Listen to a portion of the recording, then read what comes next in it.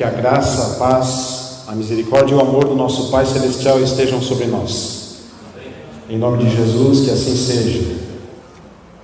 Abra sua Bíblia no livro de Daniel, capítulo 9. Antes de acompanharmos a leitura, vamos orar. Então coloque a sua mão sobre a Bíblia. Oremos.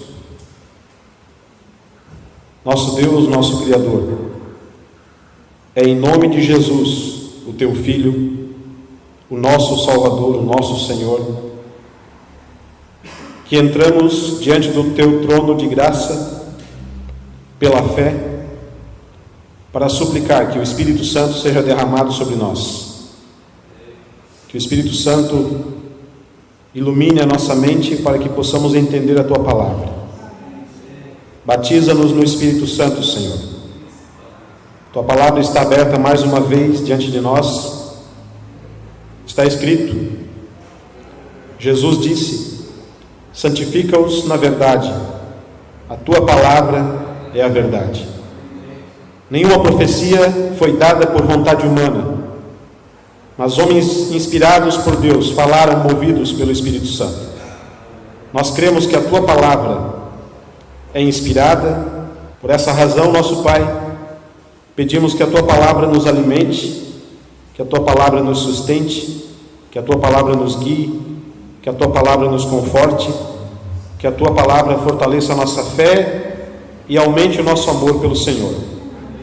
De maneira especial, que a profecia de Daniel capítulo 9, das 70 semanas, e a profecia de Daniel capítulo 8, das 2.300 tardes e manhãs, possa ser entendida por todos nós nesta noite, instruídos e iluminados pelo Teu Espírito, para que tenhamos certeza que o Senhor conduz a história, que o Senhor está sobre a história humana, acima da história humana, e dirige a história para a Tua honra e para a Tua glória. Que apenas Jesus seja exaltado nesta noite. Convém que Cristo cresça e que nós diminuamos, para a honra e glória do Teu nome, conforme a Tua santa vontade, que assim seja, em nome de Jesus. Amém. Amém? Nós encontramos aqui no livro de Daniel, capítulo 9, uma oração feita por Daniel. É uma oração muito bonita, é uma oração de confissão, é uma oração intercessora, não só por ele, mas por todo o povo de Israel, onde Daniel busca a presença de Deus, o perdão dos seus pecados e também o perdão para os pecados do povo de Israel. Pela fé, Daniel se coloca na presença de Deus. No verso 19, nós lemos: ó Senhor, ouve, ó Senhor, perdoa, ó Senhor, atende-nos e age. Há uma súplica. E é interessante que no decorrer da oração, na medida que Daniel avança na oração, aparece a intervenção do anjo Gabriel. Mais uma vez o anjo Gabriel aparece aqui no capítulo 9 do livro de Daniel. Este anjo é mencionado várias vezes na Bíblia. Ele é mencionado lá no Novo Testamento, anunciando o nascimento do Messias. E parece que o anjo Gabriel é o anjo que está mais presente na presença de Deus, está mais perto da presença de Deus. Parece também que o anjo Gabriel é o anjo que assumiu o lugar de Lúcifer no céu. E Gabriel aparece ali no verso 21, Daniel relatando o acontecimento, ele diz: falava ainda na oração, ou seja, estava orando, quando o homem Gabriel, que eu tinha presenciado na minha visão ao princípio, lá no capítulo 8, veio rapidamente voando e me tocou à hora do sacrifício da tarde, por volta das 3 horas da tarde. Ele queria instruir-me, falou comigo e disse: Daniel, agora saí para fazer-te entender o sentido. Que sentido do quê? o que o anjo Gabriel veio explicar para Daniel? Ele veio explicar para Daniel justamente a profecia que está lá em Daniel capítulo 8, verso 14. Até 2.300 tardes e manhãs, e o santuário será purificado. Porque, como nós já vimos no capítulo 8, Daniel não tinha entendido essa profecia. E em resposta à oração de Daniel, o anjo veio para fazer entender e explicar a visão do capítulo 8. No verso 23, Gabriel disse para Daniel: no princípio das tuas súplicas, ou seja, assim que você começou a orar, olha que interessante, o que aconteceu?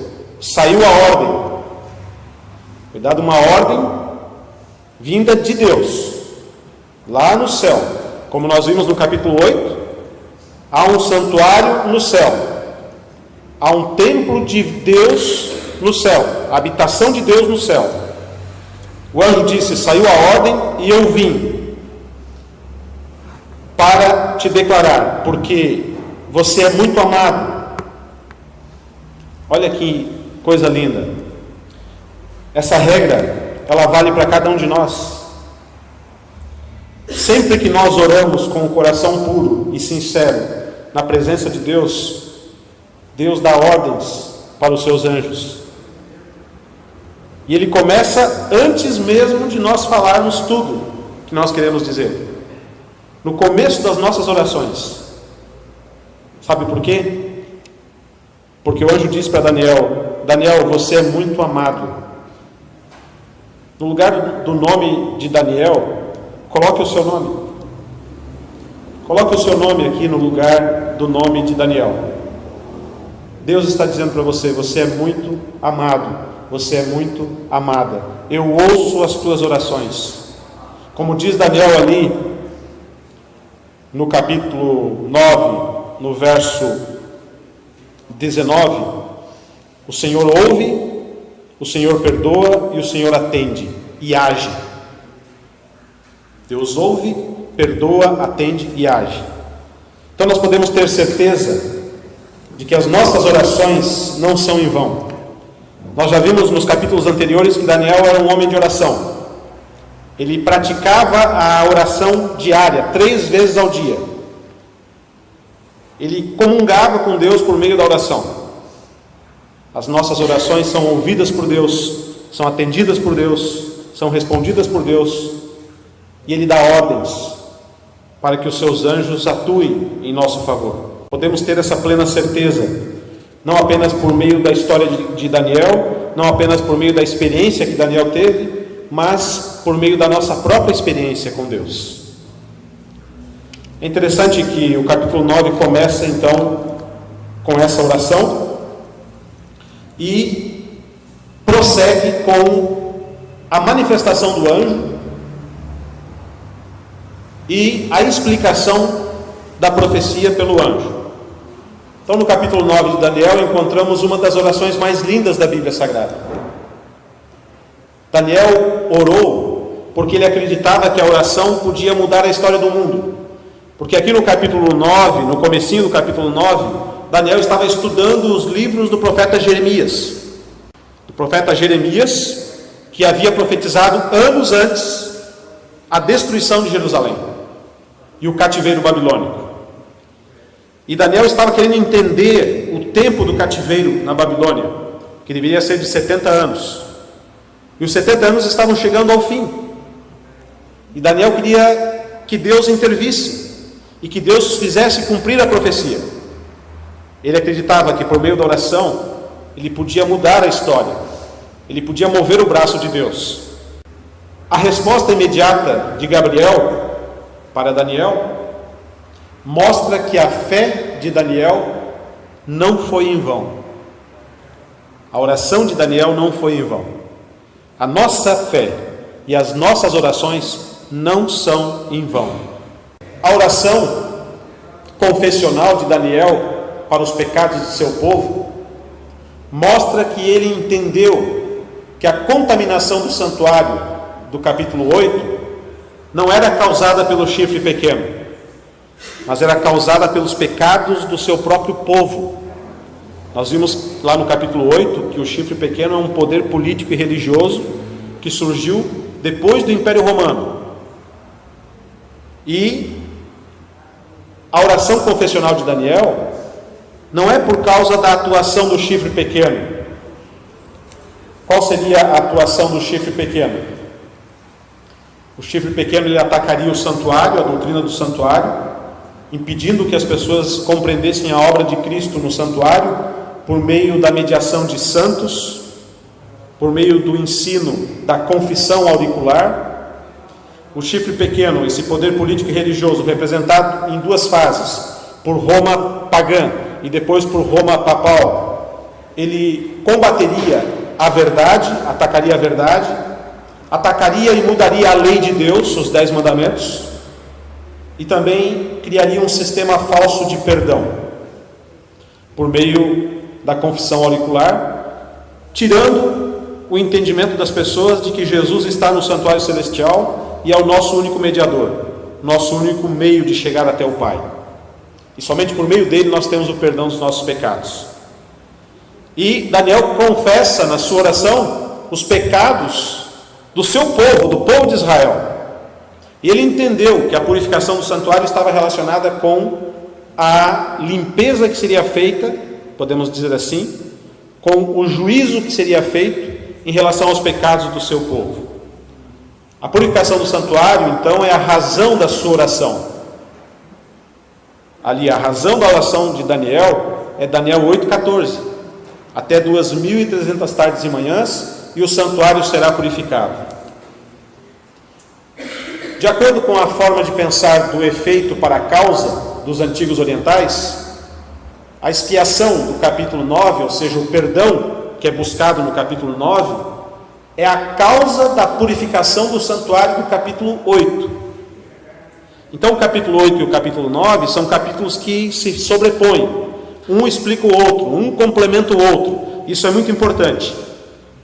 Se fossem colocados em ordem cronológica, no livro de Daniel, o capítulo 9 estaria lá no final do livro.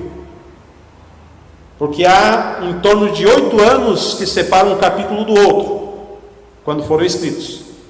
Mas Daniel quis colocar o capítulo 8 junto com o capítulo 9, para que a gente entendesse que o capítulo 9 explica o capítulo 8, e o capítulo 8 é um complemento do capítulo 9. A oração de Daniel no capítulo 9 tem como pano de fundo a profecia de Jeremias capítulo 25. O que diz essa profecia? Eu enviarei e tomarei todas as famílias do norte, diz o Senhor, como também a Nabucodonosor, rei de Babilônia, meu servo, e os trarei sobre esta terra, sobre os seus moradores, sobre todas as nações em redor. Na terra virá a ser uma desolação e um espanto, e essas nações servirão ao rei da Babilônia 70 anos. Acontecerá, porém, que quando se cumprirem os 70 anos, castigarei o rei da Babilônia e esta nação, diz o Senhor. Então, aqui em Jeremias capítulo 25, verso 8 a 12, nós encontramos a razão pela qual Daniel estava orando, porque ele queria entender justamente os 70 anos de cativeiro que Israel estava enfrentando na Babilônia. Lembrem-se que Daniel passou pelo Império Babilônico e pelo Império Medo-Persa, e essa oração ele faz durante o Império Persa, começo já do Império Persa, no final do Império Babilônico, começo do Império Persa. E já tinha se passado quase 70 anos que Israel estava cativo na Babilônia e que o templo havia sido destruído. Então Daniel queria entender qual a relação que existia entre esses 70 anos de cativeiro e a profecia de Daniel 8,14 e do capítulo 9 também. Daniel ele foi obediente à condição mencionada na profecia e ele buscou a Deus de todo o coração. Sempre que nós quisermos entender uma profecia e nós buscarmos a Deus, o Espírito Santo é o melhor professor para que nos ensine o significado das profecias da Bíblia. E foi isso que Daniel fez. Ele jejuou, ele se vestiu com um pano grosseiro, ele se humilhou e ele orou. Em Jeremias 29:12 está escrito: então me invocareis, e vireis e orareis a mim, e eu vos ouvirei. E foi exatamente o que Daniel fez. Ele acreditava que a oração era o único meio de ele entender e compreender as profecias bíblicas. Daniel, ele faz uma confissão. E ele faz uma confissão não apenas pessoal, mas em nome de todas as pessoas, de todo o seu povo. Não só dos judeus, mas de todas as nações do planeta. E não apenas de Moisés a Daniel, mas desde Adão e Eva até o último pecador que nascerá no futuro. A oração de Daniel é uma oração sumo sacerdotal. Lembrem que o santuário estava destruído, o templo de Jerusalém estava em ruínas, a cidade de Jerusalém estava em ruínas, os judeus eram escravos e cativos na Babilônia. Daniel se coloca diante de Deus como um mediador do povo, entre o povo e Deus. E Daniel se coloca como um sumo sacerdote na presença de Deus, buscando o perdão dos pecados para ele e para o seu povo. E é uma representação dessa busca, desse anseio de Daniel por buscar o perdão de Deus, não somente para o povo de Israel, mas para as nações ao redor, para todo mundo. Só que, neste capítulo, Daniel se refere ao livro de Levítico, quando ele faz referência aos rituais do santuário, especialmente aos rituais do dia da expiação. O dia da expiação era um dia no ano em que os judeus eles faziam uma cerimônia de limpeza do santuário, uma limpeza simbólica do santuário, onde o sumo sacerdote entrava no lugar santíssimo uma única vez no ano para fazer expiação pelos pecados de todo o povo de Israel, ou seja, para pedir a Deus o perdão dos pecados que estavam simbolicamente e haviam simbolicamente sido acumulados ali dentro do santuário. E Daniel estava se colocando diante de Deus nessa condição de sumo sacerdote. Daniel está diante de Deus se humilhando, vestido como um penitente e em jejum. Isso nos revela de que na nossa vida nós também precisamos ter esses momentos de humilhação na presença de Deus, de penitência na presença de Deus, de humildade na presença de Deus, de humilhação na presença de Deus, de jejum na presença de Deus, para nos fortalecermos, nos enriquecermos espiritualmente. Havia um propósito maior na atitude de Daniel. A petição de Daniel não é pequena. Ele não faz um pedido pequeno para Deus, porque ele queria entender a profecia das 2.300 tardes e manhãs. E a resposta que o anjo Gabriel trouxe é maior do que Daniel podia imaginar, ou mesmo entender definitivamente. O próprio Daniel se surpreende com a resposta do anjo. E a resposta do anjo é, em resumo, nada menos que a primeira vinda do Messias, o príncipe, para tirar o pecado da humanidade. Ou seja, Gabriel estava revelando para Daniel quando o Messias viria, na profecia das 70 semanas, aqui no verso 24 do capítulo 9. Veja que essa profecia, como disse o anjo lá no capítulo 8, é para dias ainda muito distantes.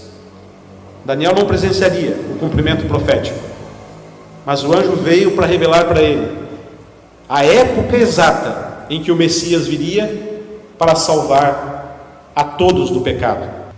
Daniel estava intercedendo por todo o seu povo, confessando os pecados dos seus irmãos rebeldes, mas ele não era o verdadeiro substituto. O verdadeiro substituto era o Messias, o ungido, o príncipe Jesus. Era isso que Gabriel veio revelar para Daniel.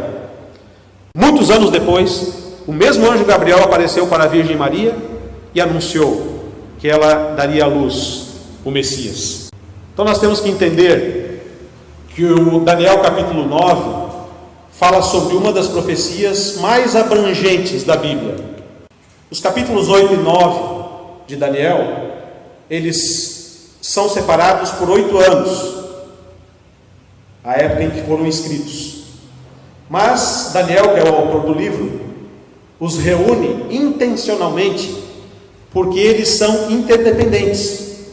Para nós entendermos a profecia do capítulo 8, temos que entender o capítulo 9 e vice-versa. A punição para a apostasia de Israel durou 70 anos, que foi o cativeiro babilônico. 7 vezes mais em seguida se somariam 490 anos, ou 70 semanas de anos, conforme que diz aqui no versículo 24, que nós vamos ler. E a pergunta que tem lá no capítulo 8, verso 13 e 14, no verso 14, a pergunta que Daniel fez para o anjo era essa.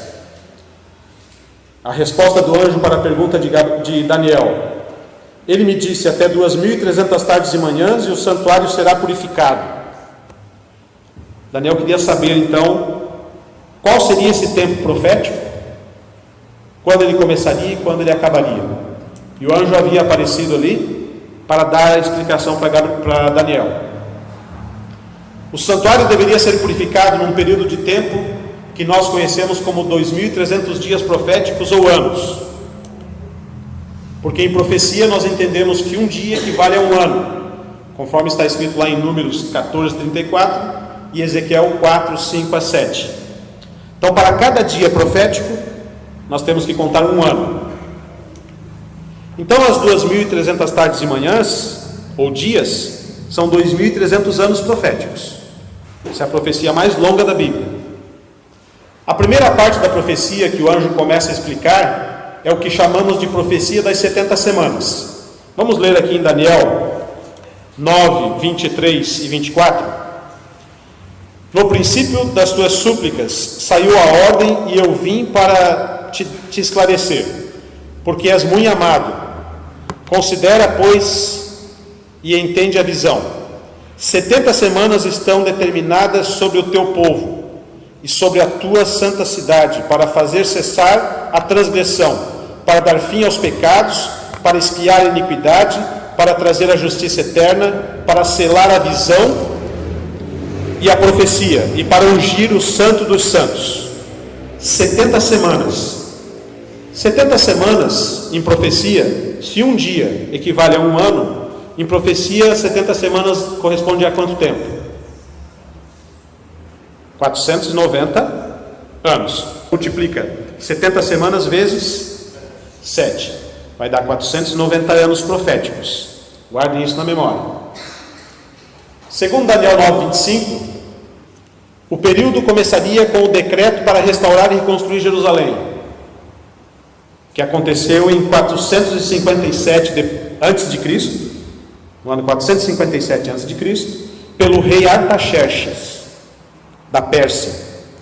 Este rei, ele fez um decreto neste ano de 457 a.C., para que Jerusalém fosse reconstruída. O anjo Gabriel havia dito para Daniel o seguinte, aqui no verso 25 está escrito: sabe e entende, desde a saída da ordem para restaurar e para edificar Jerusalém, até ao ungido, ao príncipe, 7 semanas e 62 semanas. As praças e as circunvalações se reedificarão, mas em tempos angustiosos. O decreto ele foi expedido no ano 457 a.C. Que decreto? Para reconstruir a cidade de Jerusalém, que estava destruída. O anjo Gabriel mostrou para Daniel o início da profecia, 457 a.C. E diz aqui no verso 25, sabe e entende, desde a saída da ordem para restaurar e para edificar Jerusalém, 457, até o ungido, o príncipe, 7 semanas e 62 semanas. Então ele dá 2 tempos aqui. 7 semanas, 49 anos.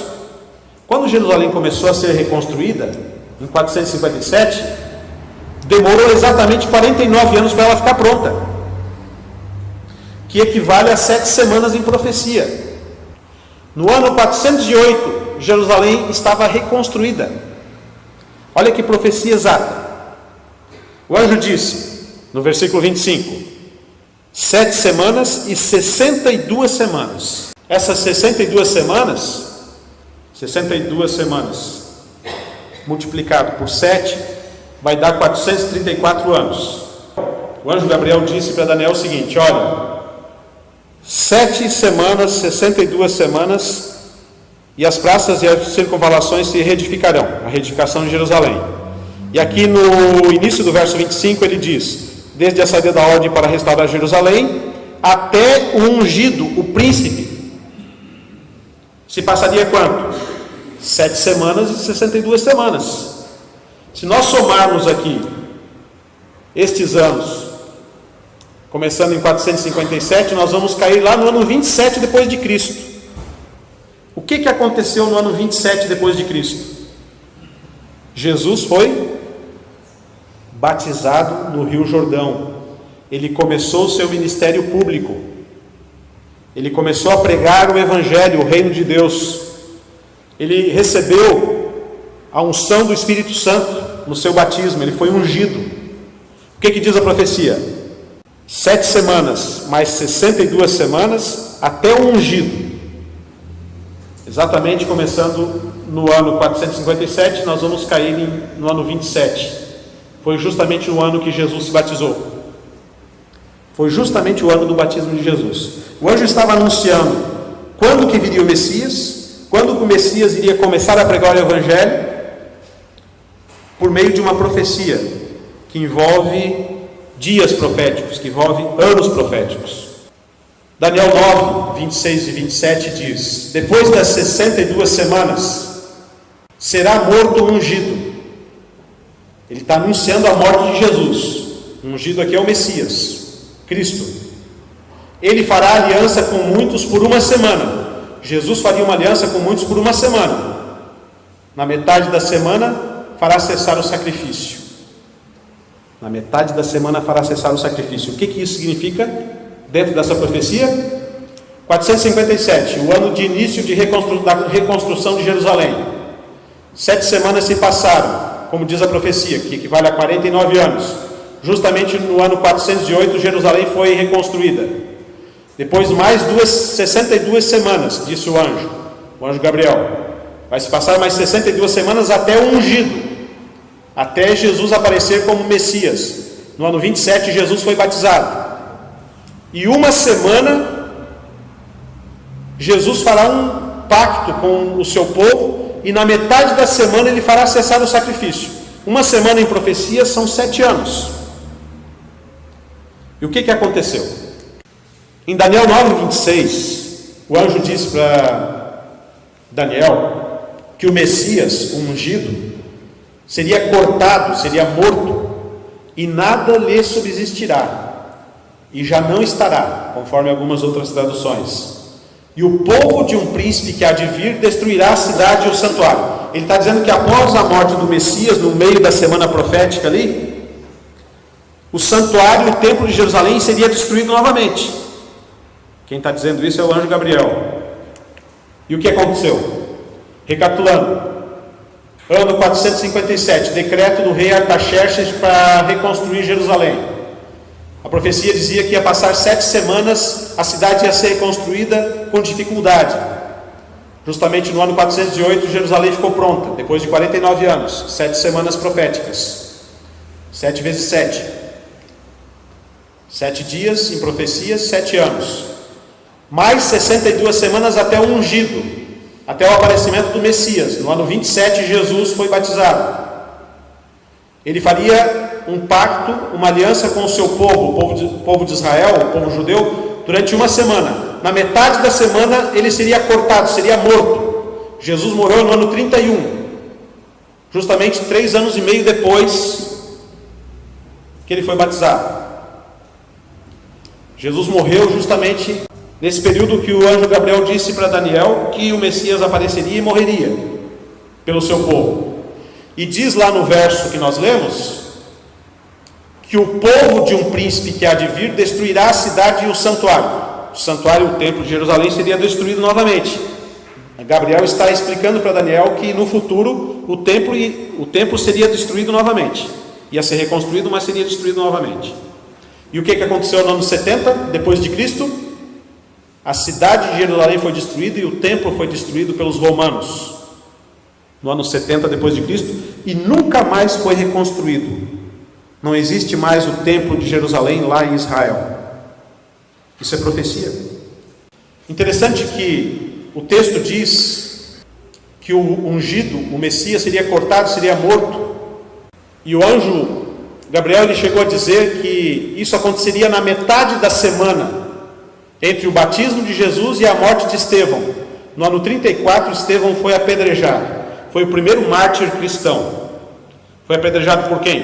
Pelos judeus. O apóstolo Paulo foi testemunha desse apedrejamento. E a profecia diz o seguinte: que 70 semanas estão determinadas sobre o povo de Israel. Essas 70 semanas determinadas sobre o povo de Israel estão aqui no verso 24. 70 semanas estão determinadas sobre o teu povo. O tempo de graça para os judeus acabaria com a morte de Estevão, no ano 34 depois de Cristo. 490 anos, desde a reconstrução de Jerusalém por Artaxerxes até a morte de Estevão. Dá exatamente 490 anos ou 70 semanas proféticas. Olha que impressionante. O anjo Gabriel está explicando tudo isso para Daniel. E como diz a profecia, depois que o Messias fizesse cessar o sacrifício, com a sua morte, exatamente no ano 31, Jerusalém teria o seu templo destruído. Isso aconteceu no ano 70. O texto bíblico diz em Daniel 9, 27, o anjo ainda está explicando para Daniel: com muitos ele fará uma aliança que durará uma semana.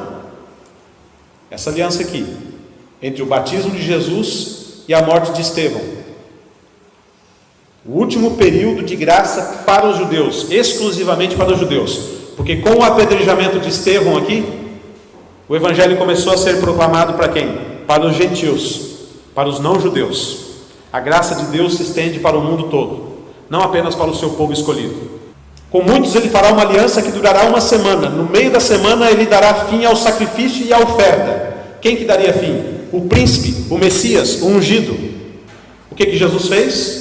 Quando ele morre na cruz, ele diz: Lama, lama, eli sabatani.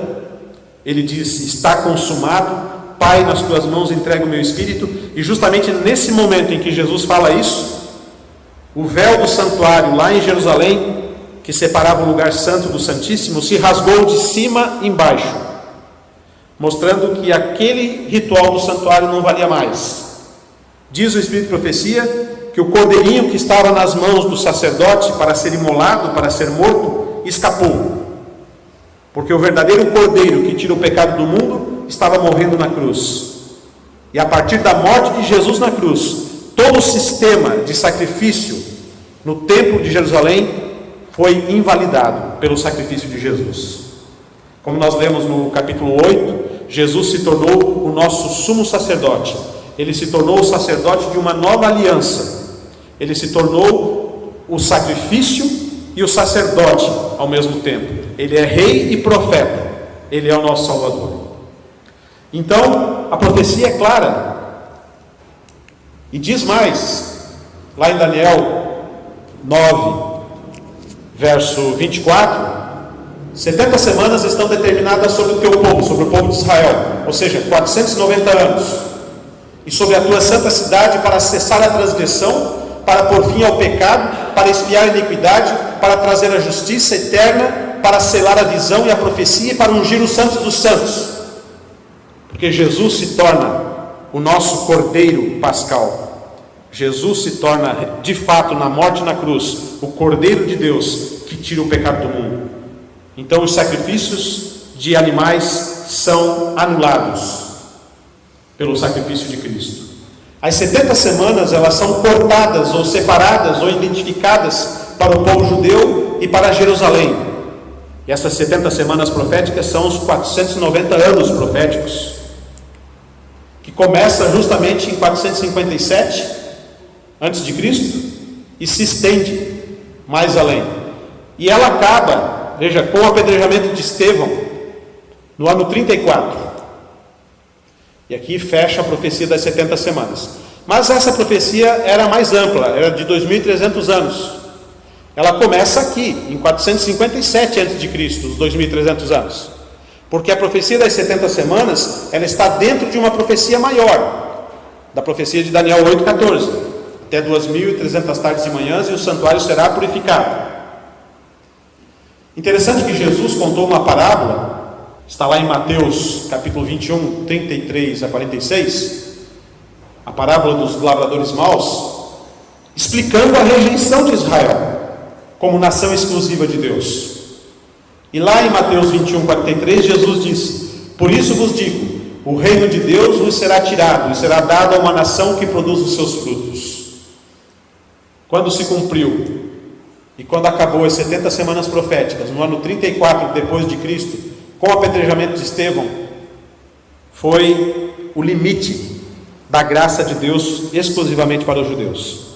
Aí o evangelho passa a ser pregado para o mundo. Inclusive no apedrejamento de Estevão, como eu falei, a principal testemunha foi Paulo, que mais tarde vai se converter ao cristianismo, tem um encontro com Jesus e se torna o principal defensor do cristianismo, o principal missionário do cristianismo para os gentios, para aqueles que não são judeus. Jesus, ele faz cessar o sacrifício de animais com a sua morte na cruz.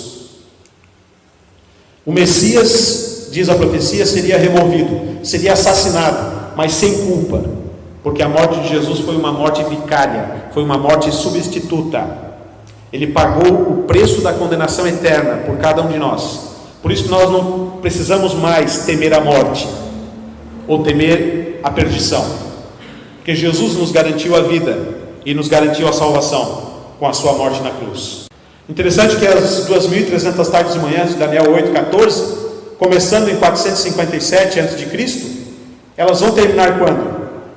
Se as 70 semanas acabam no ano 34 com o apedrejamento de Estevão, ou os 490 anos que foram dados para Israel, para aceitar o Messias, Jesus foi cortado aqui, foi morto no ano 31.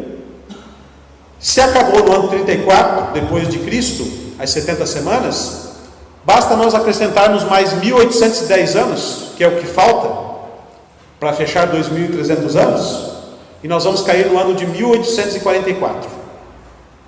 Em 1844 seria o final dos 2.300 anos proféticos de Daniel 8:14. E o que aconteceu em 1844?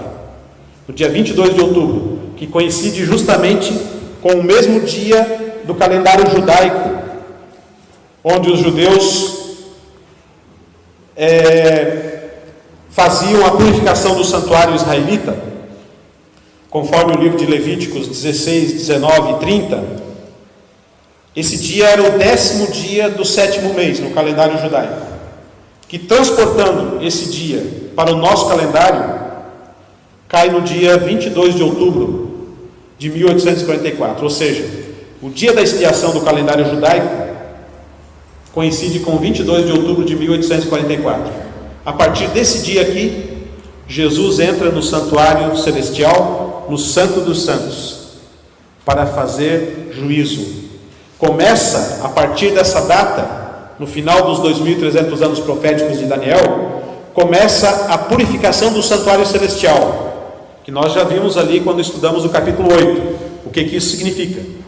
Significa que Jesus está perdoando definitivamente os nossos pecados, ou os pecados daqueles que o confessam como Salvador e Senhor. E o juízo começa pela casa de Deus. Então, a partir desta data profética, começou a purificação do santuário celestial. Jesus atua como nosso sumo sacerdote. Começa a partir dessa data o tempo de juízo. Um tempo de juízo.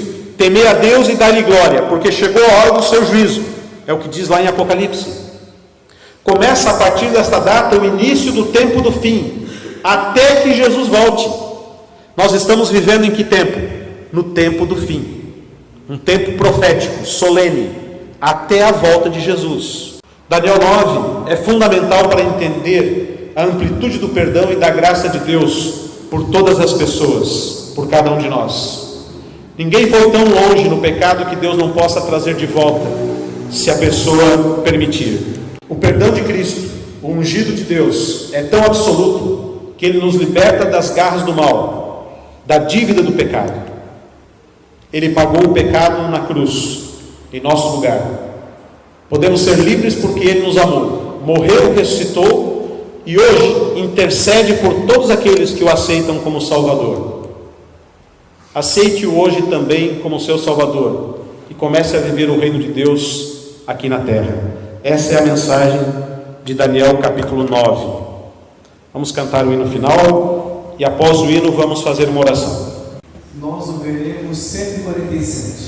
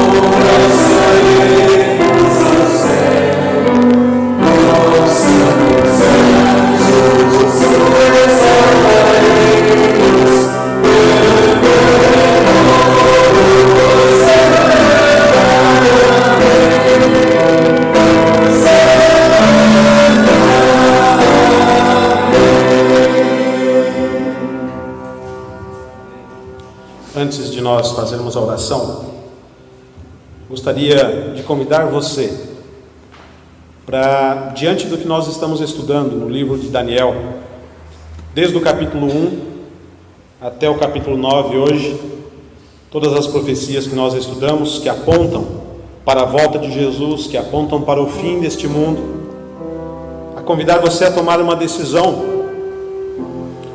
de se colocar mais diante de Jesus, como teu único Salvador, como teu único Senhor. Se colocar diante de Jesus como teu único sumo sacerdote, o único que tem o direito de perdoar os teus pecados, o único que tem o direito de redimir a tua alma, que adquiriu esse direito na cruz do Calvário, que adquiriu esse direito quando ressuscitou dos mortos, adquiriu esse direito quando foi entronizado diante de Deus Pai, diante de todos os anjos celestiais, adquiriu esse direito quando entrou no lugar santíssimo do santuário celestial, a partir de 22 de outubro de 1844, quando termina as 2.300 tardes e manhãs, ou 2.300 anos proféticos. Jesus se torna nosso sumo sacerdote, e ele também se torna juiz, onde ele faz juízo.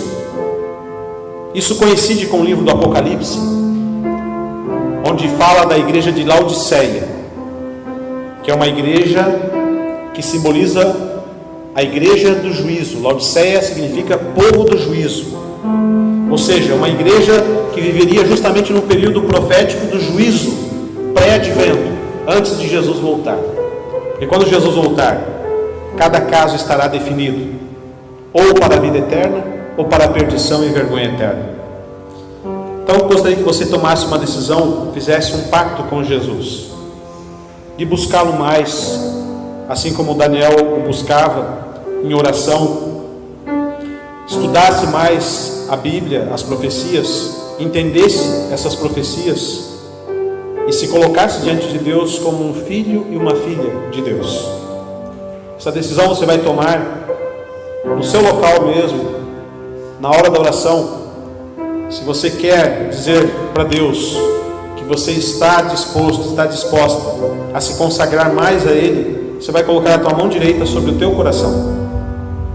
Eu gosto dessa atitude porque quando nós sentimos as batidas do nosso coração, a gente percebe o dom maravilhoso que Deus nos dá nesse momento, que é o dom da vida, mas também percebemos a nossa fragilidade,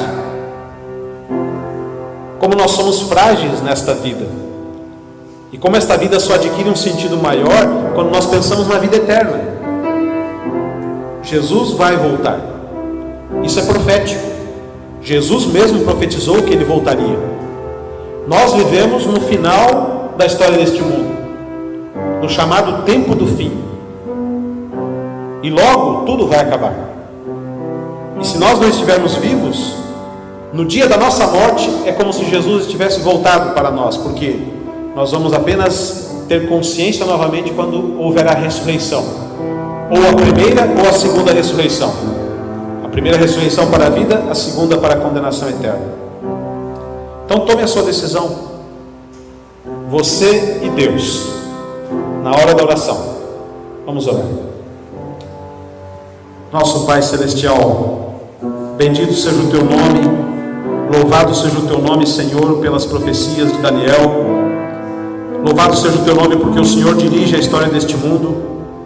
O Senhor profetizou por meio de Daniel e explicou a profecia por meio do anjo Gabriel de que Jesus teria um tempo certo para vir a este mundo. Como diz a Tua palavra, vindo à plenitude dos tempos, Deus enviou o Seu Filho, nascido de mulher, nascido sob a lei. E a plenitude dos tempos se cumpriu. Jesus nasceu, Jesus foi batizado, foi ungido, Jesus sofreu, foi torturado, morreu na cruz do Calvário, ressuscitou. Jesus foi glorificado, entronizado nas cortes celestiais e é o nosso sumo sacerdote, é o nosso juiz, é aquele que nos ama e que pelo seu sangue nos libertou dos nossos pecados. A Jesus seja toda a honra e toda a glória, Senhor. Nós confessamos neste momento a nossa fé e o nosso amor a Jesus e pedimos que o Espírito Santo nos ilumine, nos inspire, para que todos os dias possamos Te buscar por meio da Tua palavra e Te buscar mais por meio da oração. Abençoa esta pessoa que toma essa decisão neste momento. Abençoa este jovem, esta jovem, este adulto, este idoso, cada pessoa que está tomando a sua decisão agora, Senhor. O nosso coração nós Te entregamos, a nossa alma, a nossa vida, e pedimos que o Senhor nos salve para o Teu reino, para a honra e glória do nome de Jesus, para que Jesus não tenha morrido em vão. Pedimos estas bênçãos em nome de Cristo. Amém.